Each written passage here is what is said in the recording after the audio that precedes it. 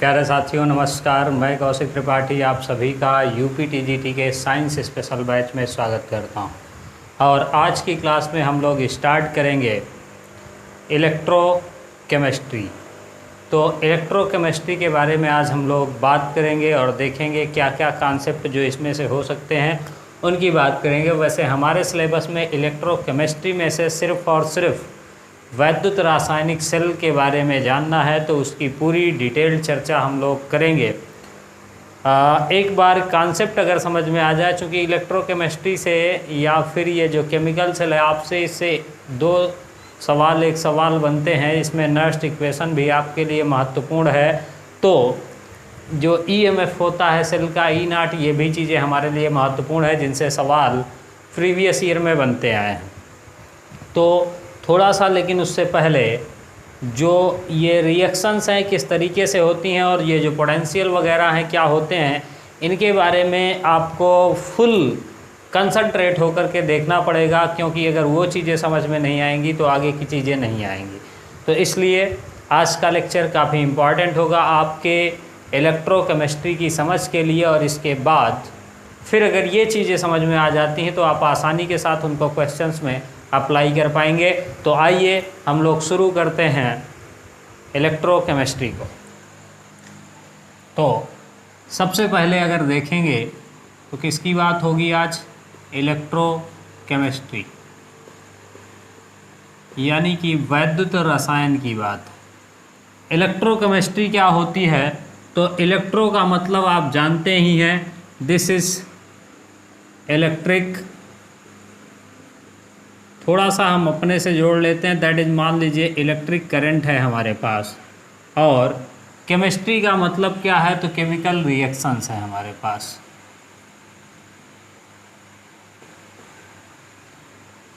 तो chemical reaction होती हैं हमारे पास। तो इलेक्ट्रिक करंट मतलब इलेक्ट्रिक करंट और केमिकल रिएक्शन, तो वो ब्रांच जिसमें हम केमिकल रिएक्शन से क्या बनाते हैं? करंट बनाते हैं। क्या कहलाएगी? इलेक्ट्रोकेमिस्ट्री कहलाएगी। अब देखिए हमको इसमें पढ़ना क्या है? तो इलेक्ट्रोकेमिकल सेल, बेसिकली हमारे सिलेबस में यही चीज़ है, इलेक्ट्रोकेमिकल सेल मतलब वैद्युत रासायनिक सेल बोलते हैं इसको आप, है ना। ये कोशिका वाली सेल नहीं है और ना तो कोश वाली सेल है। तो बेसिकली इसमें ये हमको पढ़ना है, दैट इज़ इलेक्ट्रोकेमिकल सेल, यानी कि वैद्युत रासायनिक सेल होगी हमारे पास। इसमें जो पढ़ना है हमको वो गैल्वानिक और वोल्टाइक सेल पढ़ना है। गैल्वानिक या फिर वोल्टाइक सेल पढ़ना है। तो गैल्वानिक सेल या फिर वोल्टाइक सेल ये हो जाएंगे। इसमें हम करते क्या है? तो इसमें बेसिकली क्या होगा कि केमिकल रिएक्शन से हम क्या करते हैं? करंट बनाते हैं। तो करंट किससे बनाएंगे? केमिकल रिएक्शन से इलेक्ट्रिक करंट का फॉर्मेशन करेंगे, यानी रासायनिक अभिक्रियाओं के द्वारा हम करंट का फॉर्मेशन करेंगे। तो वो क्या कहलाएगा? वैद्युत रासायनिक सेल कहलाएगा। इलेक्ट्रिक करंट का फॉर्मेशन करेंगे। दूसरी चीज़ जो हमको पढ़नी है दैट इज रिडक्शन पोटेंशियल। क्या पढ़ना है? रिडक्शन पोटेंशियल, यानी कि अपचयन विभव के नाम से आप इसको जानते हैं। कौन सा विभव? अपचयन विभव। और तीसरी चीज़ जो हमको पढ़नी है that is Nernst equation. Nernst equation यानी नर्स्ट का समीकरण हमको पढ़ना है, जो हमारी बुद्धि को नष्ट करता है नर्स्ट समीकरण, ठीक है ना। तो नर्स्ट इक्वेशन पढ़नी है। और ये जो गैल्वानिक सेल, वोल्टाइक सेल है, सीसा संचायक सेल होंगी हमारे पास, मतलब। और तो इन सेलों को डेनियल सेल, इनके उपयोग क्या है ये हमको देखना है और इनकी कार्यविधि या ये जो वोल्टाइक सेल है इसकी मैकेनिज्म क्या है ये देखना है। बस इतनी चीज़ें इस चैप्टर में आपके सिलेबस में हैं जो चीज़ें पढ़नी हैं। तो ये चीज़ें हो गई। हालांकि इसके बाद की भी चीज़ें हैं जहाँ पर हम इलेक्ट्रिक करंट से भी क्या करते हैं, केमिकल रिएक्शन बनाते हैं, तो ये भी चीज़ होती है। लेकिन हमको हमारे सिलेबस में इलेक्ट्रिक करंट से केमिकल रिएक्शन नहीं है, तो हम लोग इसकी बात नहीं करेंगे। तो बेसिक आइडिया ये है कि हमको सिर्फ और सिर्फ पढ़ना है इलेक्ट्रोकेमिकल सेल के बारे में, जिसमें गैल्वानिक या वोल्टाइक सेल हम लोग देखेंगे, और फिर इसी से रिलेटेड जितनी भी 2-3 सेलें और पढ़नी हमको, जैसे सीसा संचायक सेल हो गया, आपका डैनियल सेल हो गया, उसके बारे में हम लोग स्टडी करेंगे। और इन सेल में बेसिकली होता क्या है, तो इनमें केमिकल रिएक्शन को हम किस में चेंज करते हैं, इलेक्ट्रिक करंट में चेंज करते हैं। पूरा लिख लेते हैं, दैट इज इलेक्ट्रिक करंट में चेंज कर लेते हैं। ठीक है, यानी रासायनिक अभिक्रियाएं होती हैं और उनसे हम क्या बनाते हैं, इलेक्ट्रिक करंट बनाते हैं। अपचयन विभव को पढ़ना है, नर्स इक्वेशन को पढ़ना है, मानक इलेक्ट्रोड विभव वगैरह भी इसी में आ जाएंगे। तो ये सारी चीज़ें देखते हैं। तो सबसे पहले अब हमको क्या देखना है, अच्छा अगर इलेक्ट्रिक करंट से क्या होती है, केमिकल रिएक्शन होती है, तो वो कौन सी होती हैं, इलेक्ट्रोलिटिक सेल यानी वैद्युत अपघटनी cell. Those are not in our syllabus, तो इसकी बात हम नहीं कर रहे। हम सिर्फ एक की बात कर रहे हैं कि इलेक्ट्रिक करंट केमिकल रिएक्शन से हमको बनानी है। तो ये बात हो गई हमारे पास। अब इसके बाद बात करते हैं किसकी, तो एक एक्सपेरिमेंट समझते हैं और उसको समझने के बाद आगे बढ़ते हैं ताकि चीज़ें क्लियर हो जाएं। तो सबसे पहले अगर आप देखेंगे तो ये हमारे पास एक बॉक्स है, इसमें हमने क्या किया, बेसिकली CuSO4 का सॉल्यूशन भर दिया। क्या भर दिया, CuSO4, CuSO4 यानी कॉपर सल्फेट का एक्वस सॉल्यूशन हमने भर दिया, यानी जलीय विलयन। आप जानते हैं ये किस तरीके से होता है, तो ब्लू होता है। अब इसके बाद हमने इसमें एक जिंक राड जो है वो डाल दी। कौन सी राड है ये, तो जिंक राड। एक हमने इसमें जिंक की जो राड है उसको डाल दी। जब हम इसमें जिंक की राड को डालते हैं तो थोड़ी देर के बाद हम देखते क्या हैं कि ये जो जिंक राड है ये इसमें पतली होती जा रही है, इसमें आयन जो है वो घुलते जा रहे हैं। और दूसरी चीज़ जो हमको दिखाई दी वो ये है कि इसका जो टेम्परेचर है ये बढ़ता हुआ चला। तो जो चीज़ें मिली देखने के लिए, इसको मिटा लेते हैं, अब इसकी कोई ज़रूरत है नहीं। और सॉरी, हाय,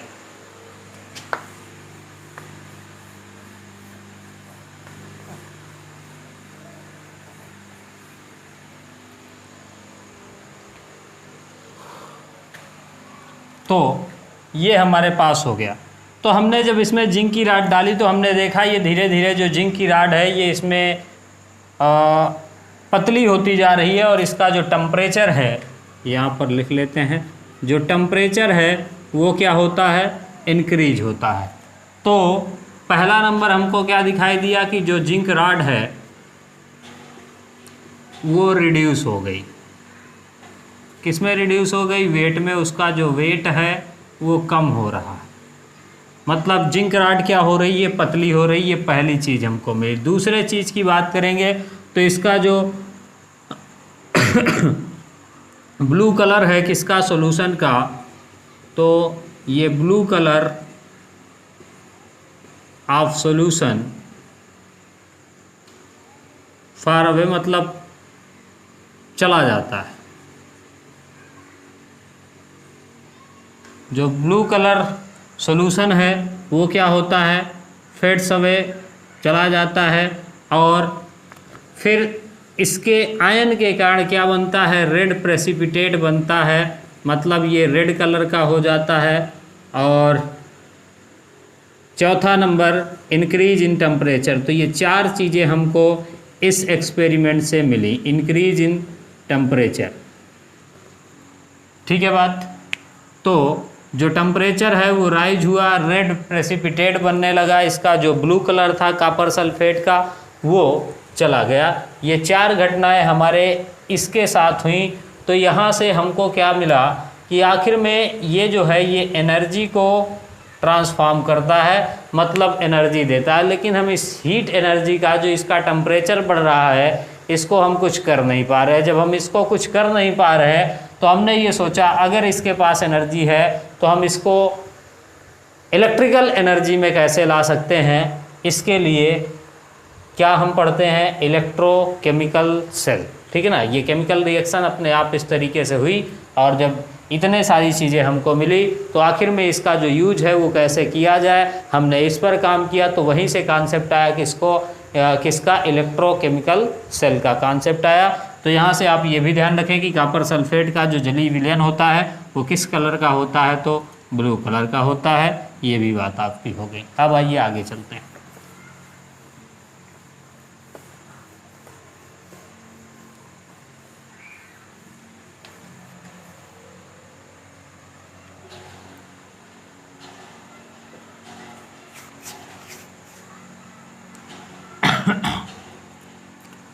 तो अब बात करते हैं किसकी, इलेक्ट्रोकेमिकल सेल या फिर गैल्वानिक सेल की।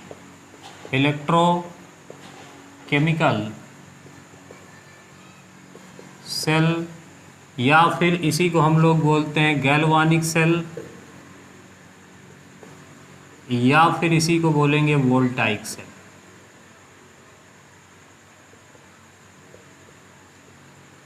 ठीक है बात। तो अब हम लोग इसकी बात करते हैं। हिंदी में भी लिख दिया जाए अन्यथा अन्याय होगा तो क्या हो जाएगा, वैद्युत रासायनिक सेल, वैद्युत रासायनिक सेल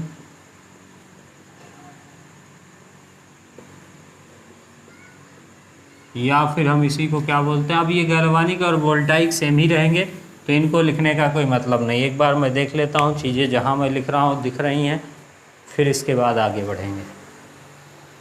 ठीक है, बिल्कुल सही मामला चल रहा। आइए तो अब देखते हैं हम लोग ये जो गैल्वानिक सेल या वोल्टाइक सेल या इलेक्ट्रोकेमिकल सेल है ये क्या होता है। तो सबसे पहले इसमें एक चीज़ को देखेंगे कि ये क्या करते हैं।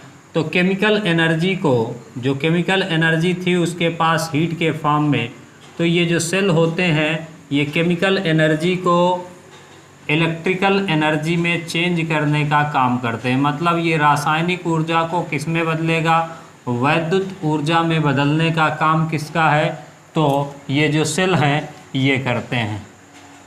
क्यों ऐसा करते हैं, तो आंसर है उसका due to spontaneous redox reaction.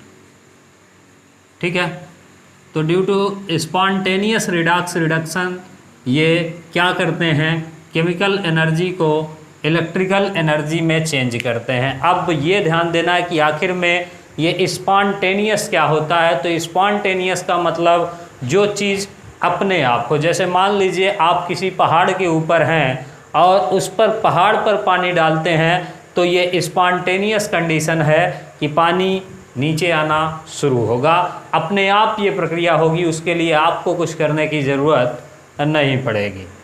तो ये अपने आप जो चीज़ें होती मतलब अपने आप ये रिडॉक्स रिएक्शन होगी, जिसके कारण क्या होगा, तो ये केमिकल एनर्जी को कौन सी एनर्जी में चेंज कर देगा, इलेक्ट्रिकल एनर्जी में चेंज कर देगा।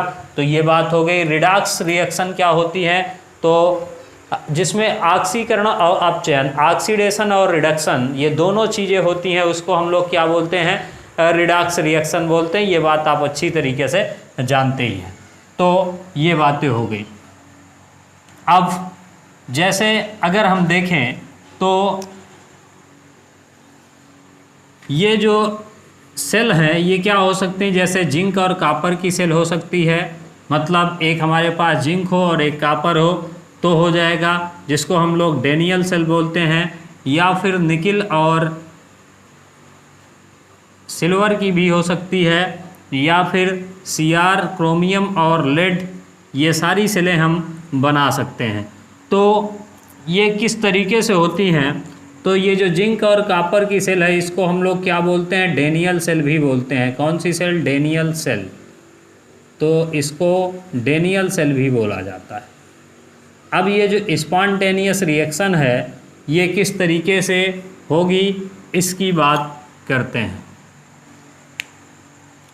तो अभी आपने देखा कि जब हमने सॉल्यूशन लिया था, क्या लिया था, सॉल्यूशन लिया था, तो क्या हो रहा था, जिंक हमारे पास सॉलिड यानी रॉड की फॉर्म में था, लेकिन वो धीरे धीरे टूट करके किस में बदल रहा था, एक्वस की फॉर्म में बदल रहा था, Zn2+ की फॉर्म में बदल रहा था। तो सबसे पहली बात क्या हुई कि जिंक से क्या हो रहा है, Zn2+ बन रहा है। और जब ये आयन की मात्रा बढ़ती, ये हमारे पास कौन सी फॉर्म में था, सॉलिड में, और ये किस में बना, तो एक्वस में। तो ये है हमारे पास सॉलिड और ये है एक्वस सॉल्यूशन। तो Zn से Zn2+ बना। तो ये क्या हो रहा है, जब आयन की मात्रा बढ़ती है तो वहाँ पर क्या होता है, ऑक्सीडेशन। तो यहाँ पर ये क्या हो रहा है, ऑक्सीडेशन हो रहा है, किसका, जिंक का। तो जिंक का ऑक्सीडेशन हो रहा है, Zn2+ बन रहा है। और इसके बाद अगर आप देखेंगे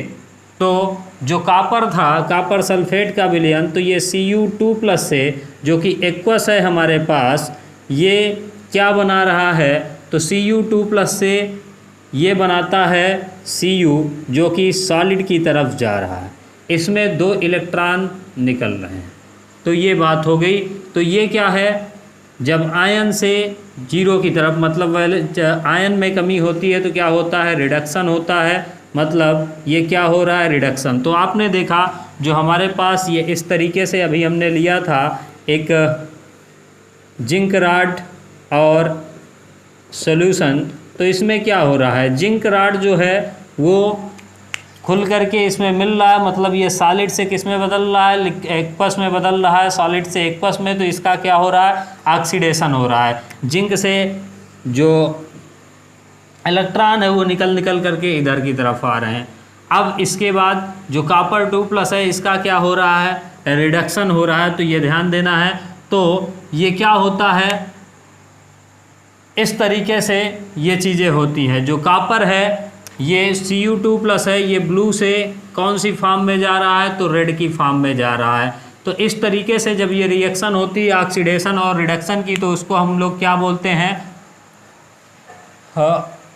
रिडॉक्स रिएक्शन। तो ये चीज़ें इस कंटेनर के साथ हो रही थी। अब आइए कुछ और आगे देखते हैं। तो ये पूरा मामला सेम कंटेनर में हो रहा है और ये स्पॉन्टेनियस रिएक्शन है। इसमें एनर्जी क्या रिलीज हो रही है, तो हीट एनर्जी जो है वो रिलीज हो रही है, ये भी बात आप जानते हैं। तो हीट एनर्जी इसमें से रिलीज हो रही है। ठीक है बात, कोई दिक्कत नहीं होगी। अब आइए आगे चलते हैं और देखते हैं ये जो डेनियल सेल है, ये जो कि उसका एग्जाम्पल से समझने का प्रयास करते हैं कि किस तरीके से ये सेलें होंगी। तो आपने ये जान लिया कि रिडॉक्स रिएक्शन होगा, हीट एनर्जी की फॉर्म, हीट निकलती है जो कि रिलीज होती है, Cu का अपचयन होता है, Zn का ऑक्सीकरण होता है। तो ये बात हो गई।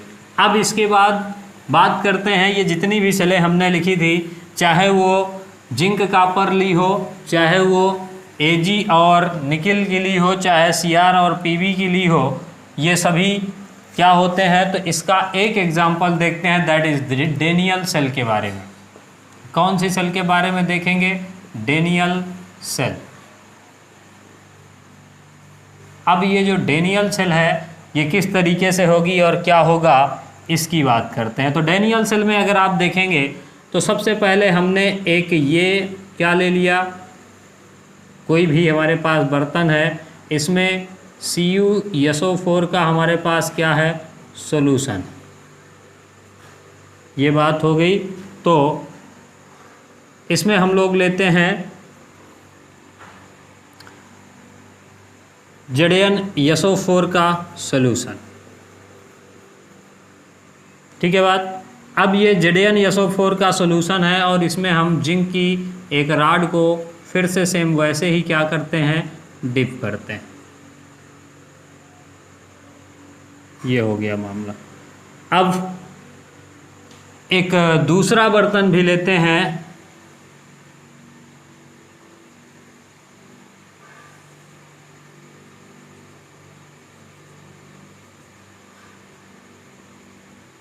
इसमें हमने एक कॉपर की रॉड लगा करके रखी है। थोड़ा सा ठीक से बना लेते हैं तो ज़्यादा ठीक होंगी चीज़ें।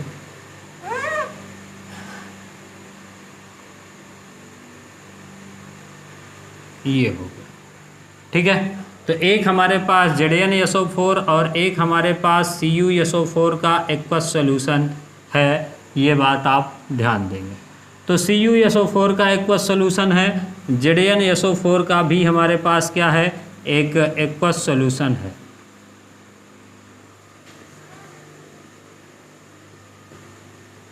अब होता क्या है, जैसे ही हम इन दोनों को कनेक्ट करते हैं, यहाँ पर एक आप अमीटर लगा लीजिए या फिर कोई बल्ब लगा लीजिए या फिर कुछ भी लगा सकते हैं। तो ये क्या होगा, इस तरीके से इसको हमने एक वायर की सहायता से दोनों को कनेक्ट कर दिया। जब हम दोनों को कनेक्ट करते हैं तो हम क्या देखते हैं कि ये जो जिंक, ये कौन सी रॉड है, ये जिंक रॉड है, और इधर कौन है, तो कॉपर की रॉड, Cu रॉड।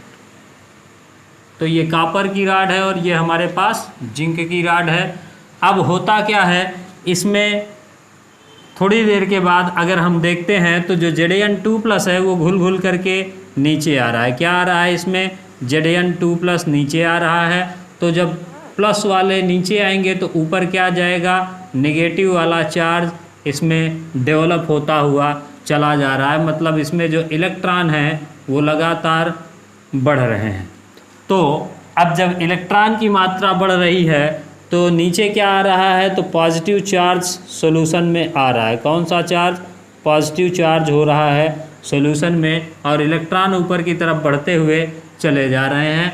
अब ये इलेक्ट्रॉन इधर से इधर की तरफ क्या होगा, मूव करेंगे। जब इधर से इधर की तरफ इलेक्ट्रॉन जो है ये क्या करते हैं, मूव करते हैं, तो इसमें अमीटर में कुछ ना कुछ होगा। और इधर की तरफ क्या होता है कि ये जो Cu+ वाले आयन हैं, ये Cu2+ इधर की तरफ जाते हैं, तो ये Cu2++ इधर की तरफ डेवलप होता है, इधर निगेटिव आता है। तो यहाँ पर ये इसमें कौन सा चार्ज डेवलप होता है, इसमें पॉजिटिव चार्ज डेवलप होगा, और जो यहाँ पर डेवलप होता है वो SO4 डेवलप हो रहा है, यानी निगेटिव चार्ज जो है वो इसमें डेवलप हो जाता है। नेगेटिव चार्ज सॉल्यूशन मतलब इसमें ऋणात्मक आवेश डेवलप हुआ, इसमें धनात्मक आवेश डेवलप हुआ। अब होता क्या है कि ये जो SO4 है ये इसमें बढ़ता हुआ चला जाता है, और ये पॉजिटिव चार्ज जाते हैं, इधर से नेगेटिव चार्ज जाते हैं। तो जो नेगेटिव चार्ज होता है उसको हम लोग क्या बोलते हैं, एनोड। ये जो नेगेटिव चार्ज हुआ इसको हम लोग क्या बोलेंगे, एनोड बोलेंगे। और इसके बाद ये जो पॉजिटिव चार्ज है इसको हम लोग क्या बोलते हैं, तो कैथोड बोलते हैं। क्लियर है बात। तो एक एनोड हो गया हमारे पास और दूसरा क्या हो गया, कैथोड हो गया हमारे पास।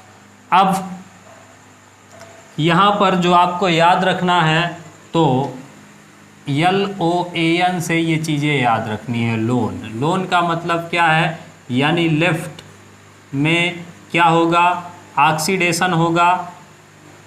लेफ्ट में क्या होगा, ऑक्सीडेशन होगा, और ऑक्सीडेशन लेफ्ट में एनोड पर नेगेटिव चार्ज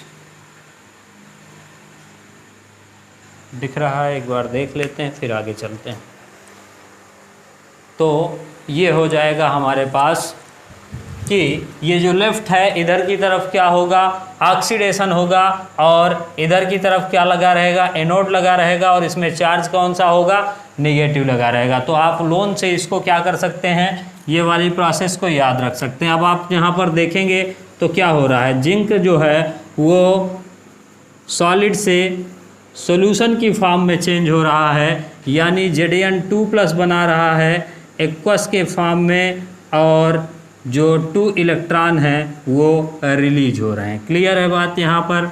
और इसके बाद जो Cu है ये इन इलेक्ट्रॉनों को एब्जॉर्ब करता है और Cu बनाता है।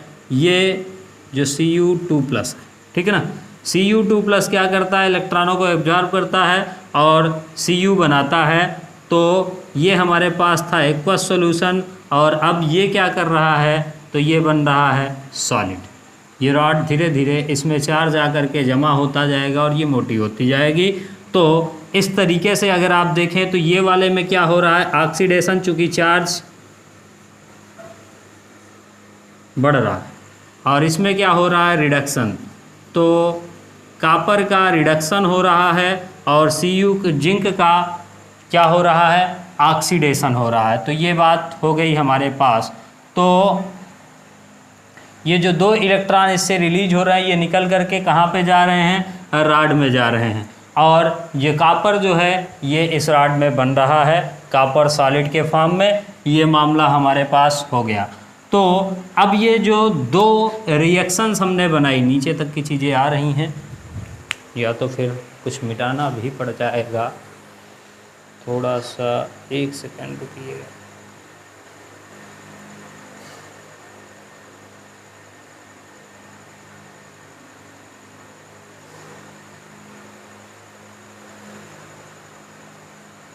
ठीक है, अब देखिए ये जो है हमारे पास, इसको हम लोग बोलते हैं ऑक्सीडेशन हाफ सेल। कौन सी, ऑक्सीडेशन हाफ सेल बोलते हैं, या फिर इसी को हम लोग लेफ्ट हाफ सेल बोल देते हैं, या फिर निगेटिव हाफ सेल बोलते हैं, या फिर एनोड हाफ सेल बोलते हैं। इसको हम लोग क्या बोलते हैं, रिडक्शन हाफ सेल, या फिर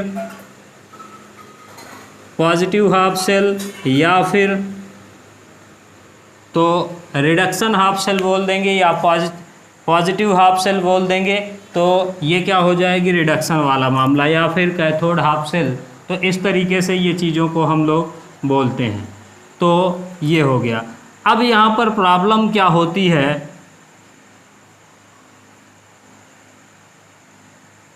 कि इसमें समस्या क्या है, ये हमने देखा कि इस तरीके से ये जब सिस्टम बनाया तो यहाँ पर सिर्फ थोड़ी देर के लिए क्या आता है, करंट आता है, इसके बाद करंट आना बंद हो जाता है। क्यों ऐसा होता है, क्योंकि ये इलेक्ट्रॉन इधर से निकल करके आते हैं।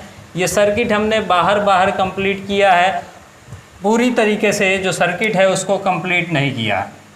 तो यहाँ पर हमको क्या मिलती है, कुछ प्रॉब्लम देखने के लिए मिलती है। तो ये जो लेफ़्ट हाफ सेल है, ये लेफ़्ट हाफ सेल है, इसमें positive charge in solution prevent होता है और आउटवर्ड क्या फ्लो होता है, इलेक्ट्रॉन। तो सॉल्यूशन में लेफ़्ट हाफ सेल में पॉजिटिव चार्ज आता है और इलेक्ट्रॉन कहाँ पर, तो आउट मतलब बाहर जाता है। ये पहली चीज़ हो गई, किसके लिए, तो लेफ़्ट हाफ सेल के लिए हो गई। और राइट हाफ सेल में क्या होता है, तो निगेटिव चार्ज सॉल्यूशन में आता है और फ्लो ऑफ इलेक्ट्रॉन होता है, निगेटिव चार्ज और फ्लो ऑफ इलेक्ट्रॉन। तो धीरे धीरे करके होगा क्या, इसमें पॉजिटिव चार्ज जमा होता जाएगा, इधर से निगेटिव चार्ज आते जाएंगे, तो इसमें धारा का जो प्रवाह है वो रुक जाता है। तो इसको ख़त्म करने के लिए हमारे पास एक दूसरा इंस्ट्रूमेंट हम लेकर के आते हैं, जिसको हम लोग बोलते हैं साल्ट ब्रिज के नाम से बोलते हैं, साल्ट ब्रिज। अभी उसको हम किस तरीके से करते हैं ये देखते हैं। जो साल्ट ब्रिज है, क्या काम है इसका और किस तरीके से होता है। तो मिटाएं, क्या मिटाएं, यही मिटा लेते हैं।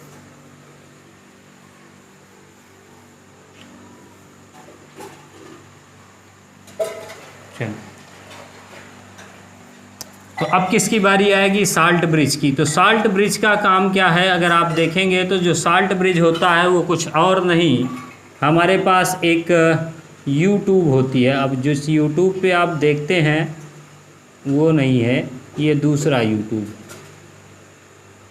यू आकार का हुआ, ये इन्वर्टेड यू ट्यूब होता है। क्या होता है, इन्वर्टेड यू ट्यूब ग्लास,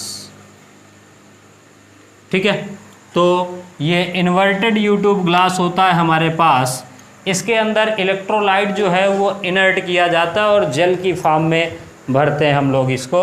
क्या इनर्ट करते हैं इसके लिए, इसके अंदर इलेक्ट्रोलाइट, इलेक्ट्रोलाइट में जैसे हमने KCl भर दिया, क्या भर दिया, KCl भर दिया, AgCl भर दिया। इस तरीके से बहुत सारी चीज़ें, बहुत सारे सोल्यूशन जो हैं वो हम भर देते हैं। K2SO4 है, NaCl है, KNO3 है। तो ये तमाम सारी चीज़ें हमारे पास इसमें होती हैं। अब हम करते क्या हैं कि इसको कनेक्ट करते हैं। अगर पाउडर इसमें होता है, क्या होता है, अगर पाउडर, तो वो पूरी तरीके से इसमें व्यवस्था बनाए रहता है। अब इसका काम क्या है, ये सेमी लिक्विड स्टेट में होता है। क्या होता है, जो पाउडर है इसमें ये सेमी लिक्विड स्टेट यानी जल की फॉर्म में होता है, जो इस तरीके से काम करता है। तो अब हम इसमें क्या करते हैं, तो इसमें हम इसको लगा देते हैं, ये कुछ ऐसा।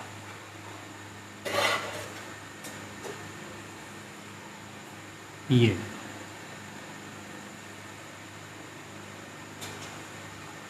तो ये एक ब्रिज का काम करता है, जिसको हम लोग क्या बोलते हैं, साल्ट ब्रिज। ये क्या हो गया, साल्ट ब्रिज। इसका काम क्या है, तो अभी इसको भी देखते हैं। तो ये हमने साल्ट ब्रिज लगाया, इसका जो काम है, अब ये क्या करेगा, मान लीजिए हमने KCl का बनाया, तो इधर की तरफ क्या जमा हो रहा है, इधर की तरफ नेगेटिव चार्ज आ रहा है सॉल्यूशन में, इधर की तरफ पॉजिटिव चार्ज आ रहा है। तो K पॉजिटिव ये इधर की तरफ देता जाएगा और Cl नेगेटिव इधर की तरफ देता जाएगा। तो जो चार्ज बन रहा था, जो समस्या हो रही थी, उसको ये क्या कर लेगा, ख़त्म कर लेगा, उसको ये क्या कर लेगा, ख़त्म कर देगा। तो इसका काम क्या है, मेंटेन द इलेक्ट्रिकल न्यूट्रलिटी। ये इलेक्ट्रिकल न्यूट्रलिटी को क्या करेगा, मेंटेन करेगा, मतलब न्यूट्रल बनाए रहेगा। यहाँ पर जो चार्जेस की व्यवस्था होती जा रही है, चार्ज आके इकट्ठा होते जा रहे हैं, ये उसको न्यूट्रल करने का काम करता है। यहाँ पर ये जो प्लस बन रहा है, इसको न्यूट्रल करेगा, और यहाँ पर ये जो इस तरीके से हो रहा है, इसको भी ये क्या कर देगा, न्यूट्रल कर देगा। तो जो साल्ट ब्रिज है, इसका काम क्या होगा, मेंटेन न्यूट्रलिटी, मतलब इसको उदासीन करने का काम इसका है। जो चार्ज बनने की प्रक्रिया है, उसको ये क्या करेगा, न्यूट्रल करेगा। और ये सर्किट को क्या करता है, कंप्लीट। चूँकि ऊपर वाला सर्किट हमने जोड़ा था, लेकिन अभी तक ये सर्किट क्या था, अलग था। तो ये कंप्लीट सर्किट को क्या करता है, तो कंप्लीट करता है, कंप्लीट द सर्किट। ये दो बातें हो गई। तीसरी बात अगर देखेंगे, तो ये जो लिक्विड का जंक्शन है, इसको क्या करता था, तो लिक्विड जंक्शन पोटेंशियल को ये कम करता है। यहाँ पर जो लिक्विड में जंक्शन बनते जा रहे थे प्लस माइनस के कारण, उसको ये क्या करता है, कम करता है। मतलब ख़त्म नहीं कर पाता, लेकिन कम कर देता है। जैसे अभी तक हो रहा था 10, तो ये क्या करता है, 0.001 कुछ ऐसा कर देता है, जिससे पोटेंशियल जो है वो कम हो जाता है। तो ये इतने काम हैं किसके, साल्ट ब्रिज के। तो ये बात आपको समझ में आ गई होगी। साल्ट ब्रिज में क्या क्या होता है, थोड़ा सा इसकी बात कर लेते हैं, और अब इसके बाद हम लोग आगे चलेंगे। तो ये याद रखना है, लेफ्ट में ऑक्सीडेशन होगा एनोड पर और नेगेटिव होगा, ध्यान देना है। जो साल्ट ब्रिज है, किसकी बात हो रही है, साल्ट ब्रिज। ये जो साल्ट ब्रिज है, इसकी बात करते हैं। अब ये जो साल्ट ब्रिज होता है, इसमें जो इलेक्ट्रोलाइट्स भरा हो, इलेक्ट्रोलाइट्स क्या होता है, इलेक्ट्रोलाइट्स, साल्ट ब्रिज के अंदर जो इलेक्ट्रोलाइट्स हो वो नॉन रिएक्टिव हो, यानी क्या होना चाहिए, इनर्ट इलेक्ट्रोलाइट होना चाहिए। क्या होना चाहिए, इनर्ट इलेक्ट्रोलाइट। ये पहली कंडीशन है।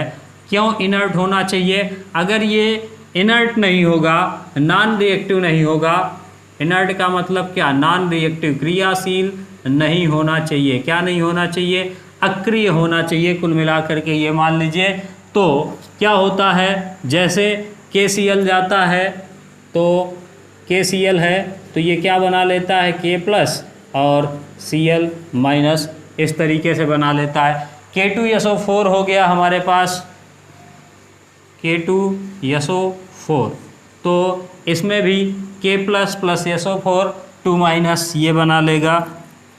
तो 2K+ और प्लस SO4 2-, तो इस तरीके से ये क्या कर लेता है, आयंस का निर्माण कर लेता है। और इसको किसी के साथ रिएक्ट नहीं करना चाहिए, डू नॉट रिएक्ट। किसके साथ, जो भी हमारे पास है आयंस या रॉड ऑफ हाफ शेल है, आयन के साथ या फिर जो राड हैं जो हमने लगाई है कॉपर की और जिंक की, तो do not reacts ions are rod of cell, तो इसको रिएक्ट नहीं करना चाहिए, क्योंकि अगर यही रिएक्ट करने लग गया तो फिर सारा खेला हमारा क्या हो जाएगा, खराब हो जाएगा। तो अगर ये रिएक्ट करता भी है तो इसको क्या होना चाहिए, सॉल्युबल होना चाहिए, मतलब विलेय होना चाहिए। अगर ये सॉल्युबल होगा तो तुरंत क्या होगा, घुल जाएगा, और अगर सॉल्युबल नहीं होगा तो क्या करेगा, प्रेसिपिटेट बना लेगा। अब जैसे मान लीजिए हमने किसका बना लिया, AgCl का बना लिया, ठीक है ना। अब ये AgCl का है तो Ag इलेक्ट्रोड की तरफ गया प्लस Cl माइनस हुआ, तो Ag प्लस Cl माइनस बना, और ये क्या करता है तो AgCl बना लेगा, और ये किस फॉर्म में होता है तो प्रेसिपिटेट की फॉर्म में होगा, जो कि सॉल्युबल नहीं होगा। जब ये सॉल्युबल नहीं होगा तो प्रेसिपिटेट बन जाएगा, और जो काम था साल्ट ब्रिज का फिर वो नहीं हो पाएगा। तो ये विशेष ध्यान देना है। तो ये इनर्ट होना चाहिए, किसी के साथ रिएक्ट नहीं करना चाहिए, रिएक्ट करे भी तो भी क्या होना चाहिए, सॉल्युबल होना चाहिए। ये बात अच्छी तरीके से याद होनी चाहिए। अब इसके बाद एक पॉइंट इसमें और देखते हैं, फिर आगे बढ़ते हैं, क्योंकि सारी चीज़ें आपको समझ में अब तक में आ गई होंगी। तो ये साल्ट ब्रिज की पहली क्वालिटी की बात की कि ये क्या होना चाहिए, इनर्ट इलेक्ट्रोलाइट होना चाहिए। दूसरा नंबर क्या है, इसको जो कंटिन्यूटी है वो बराबर मेंटेन करते रहनी चाहिए, मतलब जो प्लस है और माइनस है दोनों की मात्रा को बराबर बनाए रखना चाहिए। ये इसका क्या हो जाएगा, दूसरा पॉइंट हो जाएगा। अब बात करते हैं सेल रिप्रेजेंटेशन की। तो सेल रिप्रेजेंटेशन, यहाँ से पूरा खेल अब शुरू होगा जो आपको सवालों में देखने के लिए मिलेगा, ठीक है। तो सेल रिप्रेजेंटेशन का मतलब क्या, जैसे मान लीजिए हमारे पास एक कोई मेटल है यम, और वो ऑक्सीडाइज होकर के क्या बनाता है, Mn+, यानी कि ये सॉलिड था और ये क्या बना, एक्वस। सॉलिड से ये एक्वस बनता है। जैसे मान लीजिए मेटल की जगह हमने क्या लिया, Zn से Zn2+ बना, तो ये था सॉलिड और ये क्या हो गया, एक्वस। अब 0 से ये 2+ हुआ, मतलब इसका क्या हुआ, ऑक्सीडेशन। तो इसको हम लोग क्या बोलेंगे, ऑक्सीडेशन हाफ सेल। क्या होगा, ऑक्सीडेशन हाफ सेल। ये हो गई बात। अब इसके बाद ये है Mn और Mn2+ या Mn+ मान लेते हैं। तो Mn+ से ये क्या बनाता है, M बनाता है, यानी कि जैसे कॉपर 2+ से क्या बना लेता है, कॉपर। ये है हमारे पास एक्वस, और एक्वस से ये क्या बनता है, सॉलिड बनता है। तो ये क्या हो जाएगी हमारे पास, रिडक्शन हाफ सेल। यही पूरा मामला होता है। अब तो ये हमारे पास हो जाएगी ऑक्सीडेशन हाफ सेल, और ये हमारे पास हो जाएगा क्या, रिडक्शन हाफ सेल। तो इस तरीके से ये चीज़ें बनती हैं। अब इसके बाद अगर हमको इसको लिखना है तो हम किस तरीके से लिखेंगे, तो ये क्या बना, Zn से Zn2+ बना, Zn से Zn2+ बना, फिर ये डबल डंडा लगाएंगे, दैट इज़ साल्ट ब्रिज जिसको आप बोल सकते हैं। फिर Cu2+ से Cu बन गया, तो Cu2+ से Cu बन गया। ये एक्वस, ये सॉलिड, ये एक्वस। इस तरीके से हम किसी भी सेल को क्या करते हैं, रिप्रेजेंट करते हैं। इसकी जो रिएक्शन का बेसिक है वो क्या होता है उसको देख लेते हैं। तो जब हम इलेक्ट्रोड विभव या मानक इलेक्ट्रोड विभव, स्टैंडर्ड इलेक्ट्रोड पोटेंशियल या फिर केवल इलेक्ट्रोड पोटेंशियल निकालेंगे तो उसमें ये सारी चीज़ें आपको बहुत काम में आएंगी। इसीलिए मुझको थोड़ा सा डिटेल में चलना पड़ रहा है ताकि कॉन्सेप्ट जो है वो क्लियर रहे। जब हम सवाल करेंगे तो आपको वहाँ पर ये चीज़ें समझ में आएंगी। अब तक में इतनी सारी चीज़ें 100% क्लियर होंगी। आइए आगे बढ़ते हैं और इसमें जो रिएक्शंस है वो किस तरीके से होंगी उनको देखते हैं।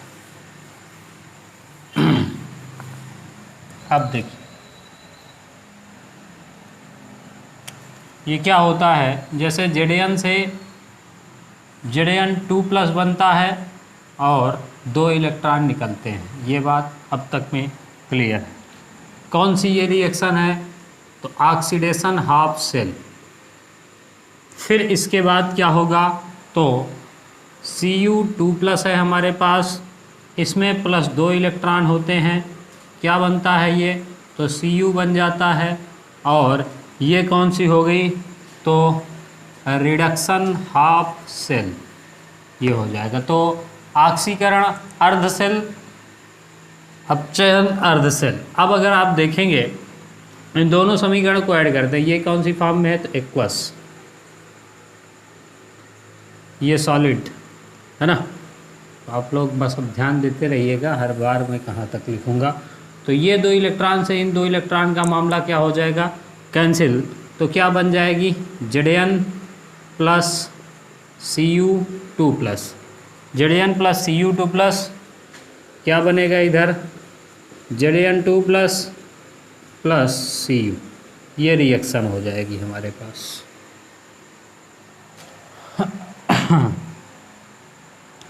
तो सेल रिएक्शन में क्या होगा,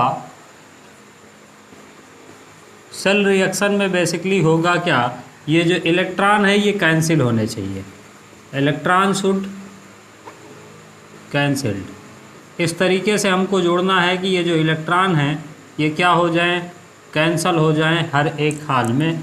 तो ये बात हो गई, ये हमने एक देखी, दूसरी और देख लेते हैं, एक और रिएक्शन देख लेते हैं। तो इलेक्ट्रॉन शुड गेट कैंसल्ड, दूसरी रिएक्शन देखते हैं। मान लीजिए जो Ni है यानी निकिल, निकिल का ऑक्सीडेशन होता है और ये बनाता है Ni2+ + 2 इलेक्ट्रॉन होंगे, कौन सी ऑक्सीडेशन हाफ सेल हो गया, ठीक है बात। अब इसके बाद Ag+ है हमारे पास, ये एक इलेक्ट्रॉन का त्याग करता है और Ag बनाता है, ये क्या हो गया, तो रिडक्शन हाफ सेल, ठीक है। तो अब अगर देखें तो ये इलेक्ट्रॉन से ये इलेक्ट्रॉन कैंसिल नहीं हो सकता, मतलब इसमें कितने से मल्टीप्लाई करना पड़ेगा, 2 से मल्टीप्लाई करना पड़ेगा। जब हम 2 से मल्टीप्लाई करेंगे तो इधर क्या होगा, 2 इलेक्ट्रॉन होंगे और ये इलेक्ट्रॉन अब क्या हो जाएगा, कैंसिल हो जाएगा। तो निकिल